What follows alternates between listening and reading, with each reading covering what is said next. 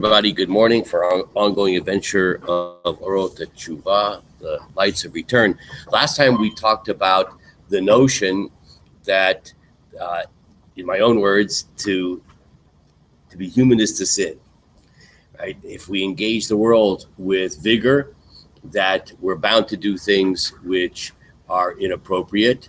So how can we survive? We survive because the Kodesh Baruch Hu has given us a tremendous gift, and that is teshuvah. So we're able. It's kind of like this image comes to my mind. I like to ride my bike on the American River Bike Trail, and there's right by where I ride from where close to where my dad lives down to Sunrise Bridge. I think that's what it's called. And there's a little place you can drive, and there's like a footbridge crosses the river there, and there's a place there. There's life preservers. They're just there, and I think the fire department provides them, and you can go and borrow one. It's as long as you put it back when you're done.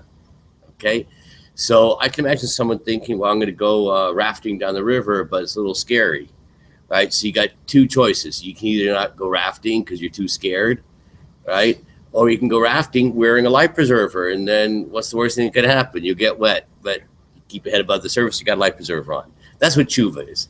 Tshuva is that one hand we could say, I'm not going to embrace life fully because I might drown in sin. Right? So Kodesh Baruch Hu says, no, get in the raft and go rafting down the river. You got to embrace life, but it's okay. I got a life preserver for you. That's called teshuvah, return. Okay. Now Rav Kook is going to now talk about sort of the ultimate disposition of things. So this is pretty significant, as everything is actually. So it's we're on the 5th chapter, the 7th subsection. Ha'atid yigaleh tapliot shel gvurat hatshuva. The future is going to reveal the wondrousness and miracles of the power of teshuvah. Vayeh גילוי זה מעניין את העולם כולו באין ארוך הרבה יותר מכל החזיונות המפליאים שהוא רגיל לראות בכל מרחבי החיים והמציאות. And this revelation of the wonders of tshuva is going to capture the imagination of the world, interest the world in a way which is incomparably greater than all of the other wondrous visions that we're used to seeing in the whole expanse of life and existence. Okay, let's just pause here for a moment. You know, there's so many wondrous inventions now of technology, science. You know, you think about even our own lifetimes here, we're all about the same age, you know, somewhere between 70 and 120. And you know, all of us grew up with rotary phones. Black and white TVs, and it's like from that to the reality we live in now of digital technology, of cell phones, of computers, and it's just unbelievable. And if we just appreciate it for a moment, we're in awe. And of course, that's just a small example. And of course the kind of pomp and circumstance which surrounds every new Apple innovation, and the way they have these kind of like ceremonial ways of, you know, the CEO comes out and reveals this thing and all, everybody's clapping and etc. So Rav Kook is saying that take that, multiply it by 1 billion. That's the way the world is going to experience the miracle of tshuva. That there's going to come a time where human beings are going to do tshuva. They're going to change their lives to be in harmony with the divine will. And that's going to be more wondrous, more amazing. It's going to interest the world. It will be on the front pages of the New York Times and Fox News together. They will have the same headlines. And people will be in awe.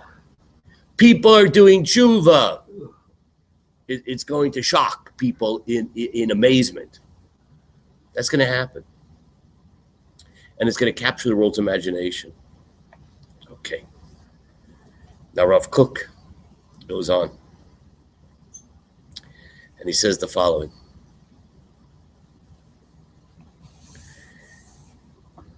Before we go on, I just want to take one step back. I want to appreciate why that's so amazing. Why are people going to be more amazed by tshuva than by the latest iPhone? So I want to share with you an amazing midrash. So the midrash says the following: Shalu lechochma. You don't have this in front of you. It's only a teacher's edition. So the wisdom was asked, Hachoteh mahu onsho. Someone sins. What's the appropriate response? Someone sins. So Tshuva answered, V'chataim tiradef ra'ah. It's a verse from Mishlei, from Proverbs, that evil will pursue those who sin. Meaning, if you look at the world in a natural way, if a person sins, what's going to be the response? Punishment. That makes sense. So if you ask Chokhmah, human wisdom, that you do a crime and punishment. Famous novel by Philip Roth. Okay? No. Shalula Nivuah, the Midrash goes on. See if anybody's awake around here. They asked prophecy, Hachotel ma'on sho. What happens if a person sins? Amra lahem. So prophecy answered, quoting from the prophets, from the Nevi'im, from the prophet Yechezkel. Hanefesh hachotet hi tamut. Person who sins dies. Crime, punishment. That's the natural order of things. The natural order of things. Shalu Torah chalta mahu onsho. They asked the Torah, what's the consequence of sin? Yavi yasham v'yitkaper. Bring a sacrifice, right? That's also a type of punishment. It's like a fine. So whether you ask a prophet, whether you ask from the wisdom literature, like Proverbs, whether you ask from the Chumash, crime, punishment, crime, consequence. So the Midrash then says that HaKadosh Baruch Hu was asked, what's the consequence of sin? Amar Lahem, so HaKadosh Baruch Hu said, the Holy and Blessed be He said, Yaset tshuva v'yitkaper lo. Do tshuva, and everything will be atoned. As it says in Tehillim, Tov v'yashar Hashem, good and straight is the Lord, al kain yorech hatim baderech, and therefore He shows sinners the path of teshuvah. In other words, within the natural world, within the rational scheme of things, there's everything has a action reaction. That's the way the world physically. For every action, there's a reaction, as a resident physicist knows. Crime, punishment. Crime, consequence. Amazing thing. HaKadosh Baruch Hu steps in, the Holy and Blessed Be steps in and says, there can be crime and there can be absolution. You can be absolved from one's sins through what? Through this amazing thing called teshuvah. When people see teshuvah, people are going to be amazed because it's a miracle. It's not part of the natural world. Okay. Now Rav Kook goes on. He says the following. V'hit galut chadashazo timshochet lev hakol b'fliata.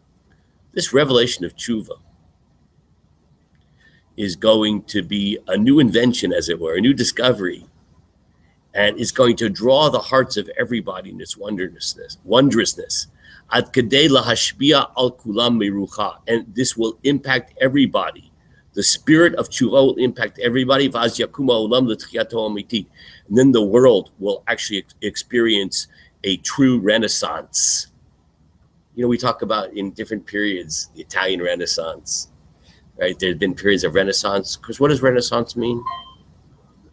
Like a reawakening. Reawakening, a rebirth, right? A rebirth.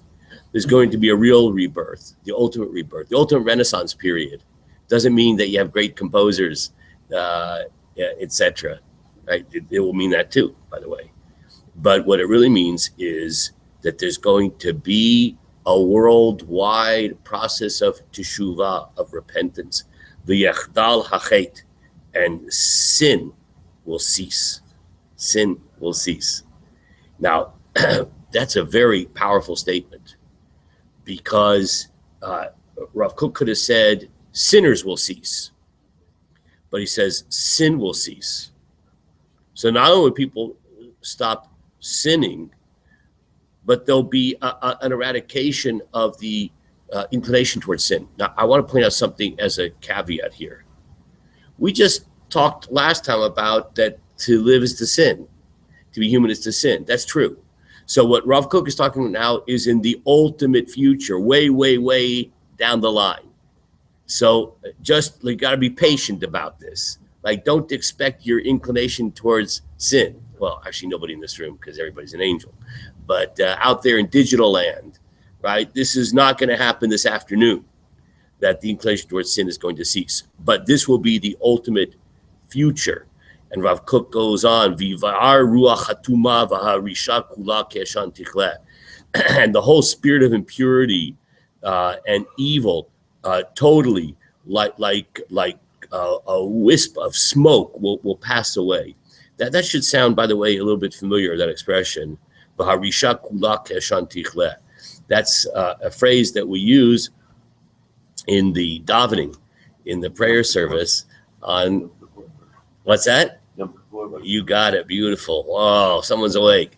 Where there we say, Uvachein tzadikim yiru v'yismachu, and ultimately the righteous will rejoice. V'yisharim yalozu, and those who have integrity will be happy. V'chasidim b'rina yagilu, and the pious will rejoice. V'olatati patzpiya v'chol harisha kula keshan tichle, and evil will pass away just like just a whiff of smoke. Ki tavir memshelet zadon min haaretz, the rule of iniquity will depart from the earth. Okay, so that's in the ultimate future.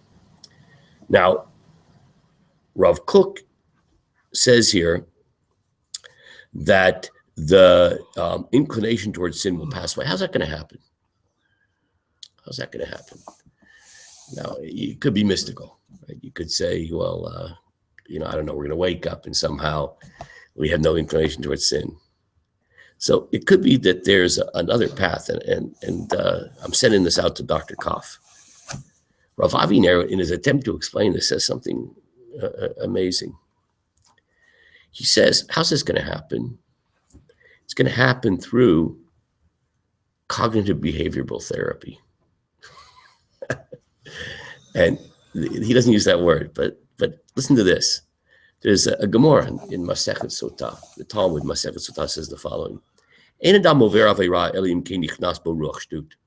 a person would never sin unless a spirit of folly enters them, spirit of nonsense, ruach shtut, meaning that the reason that we sin, we go off the path, we do things wrong, is because we somehow perceive things that aren't true. That means a spirit of folly, ruach shtut. We have somehow a perception of reality which is not real. And that perception leads us to sin.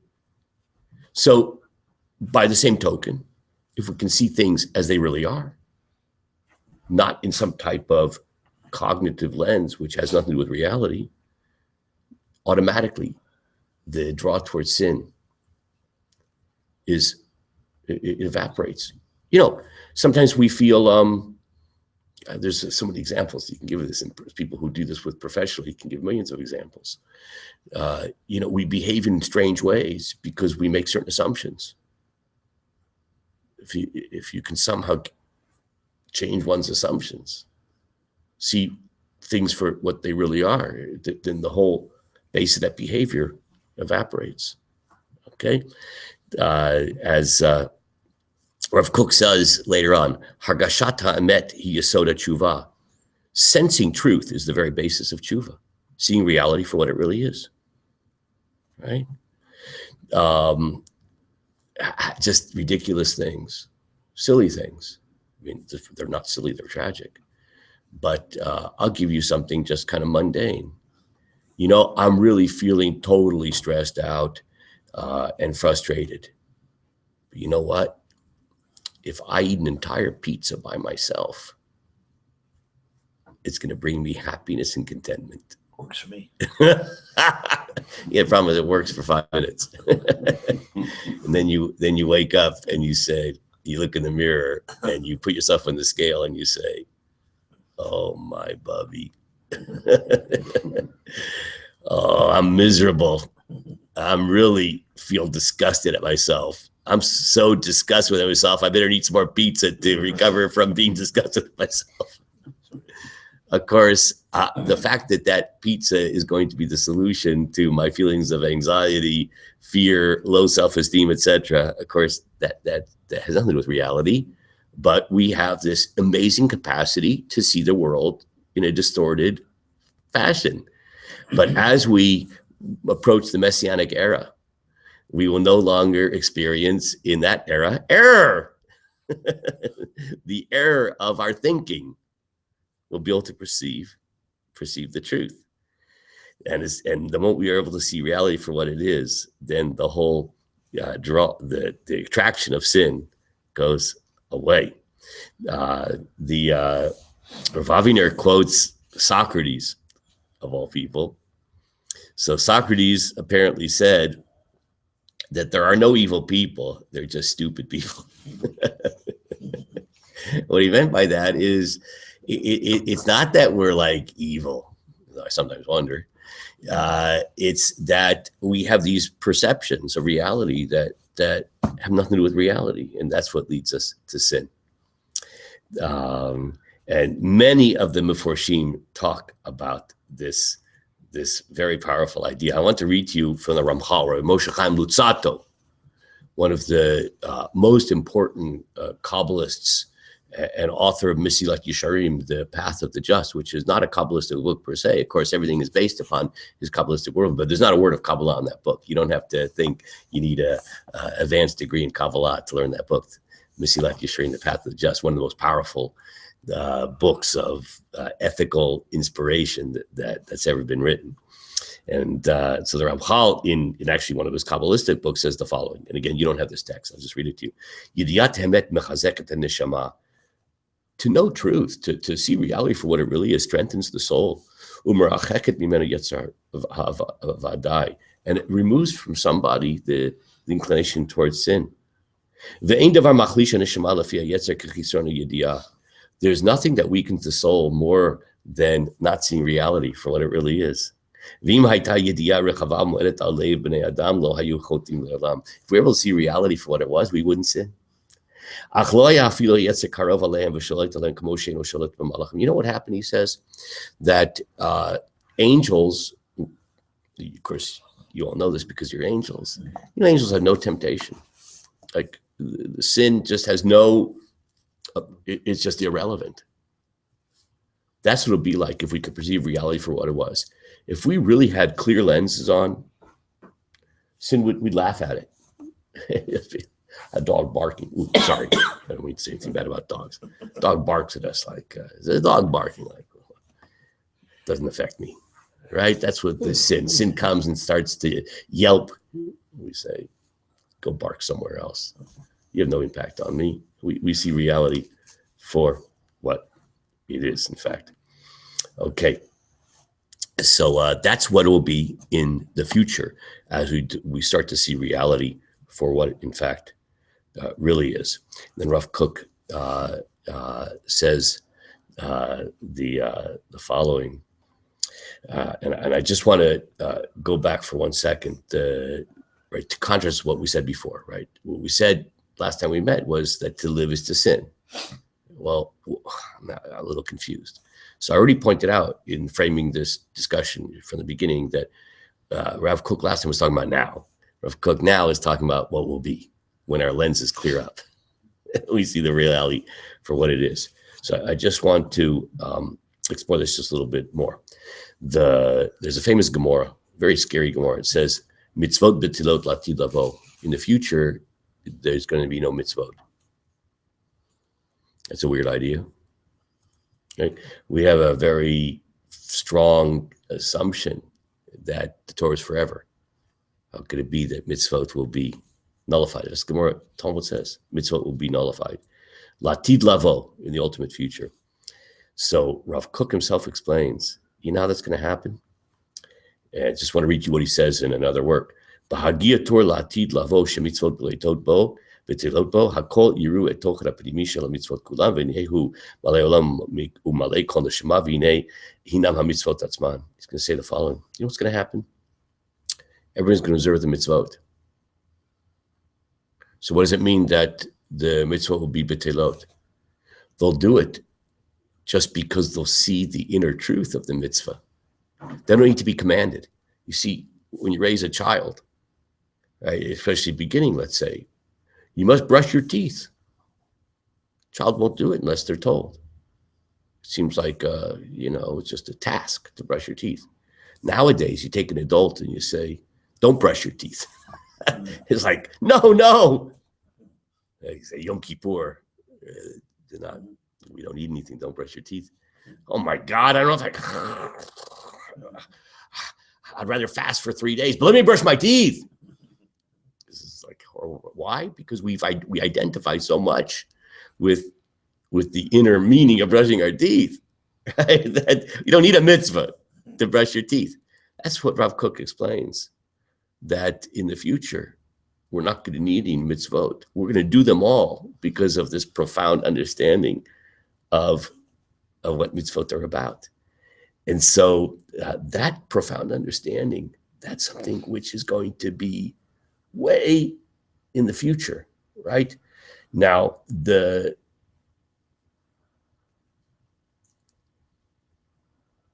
this notion, Rav Kook emphasizes, some things are true, but they're not operational right now. So you have to keep the goal in mind, but know that the rules right now are different. So the point is the following. The fact that in the ultimate future, sin will be eradicated because we'll so much identify with goodness, our lens will be so clear, there'll be no temptation to sin. We'll do all the mitzvot out of profound identification with the inner meaning of them. We will never do the transgressions because we'll have such clarity that they have no temptation. That's not for today. Because it's early in the morning here. It's 6:40. We're about to suit up for davening. There's going to be some temptations today, right? Don't fool ourselves to think that we're ruled today by the principle of, hey, I don't need any commandments because I have such intellectual clarity and I understand everything in the most essential way, and therefore whatever I'm drawn to must be because that's the right thing to do, and whatever I withdraw from is because that's the wrong. No, these rules don't apply right now, but right now we have on our life preserver of tshuva to help us navigate this period till we get to the ultimate period when sin will be swallowed up forever. To be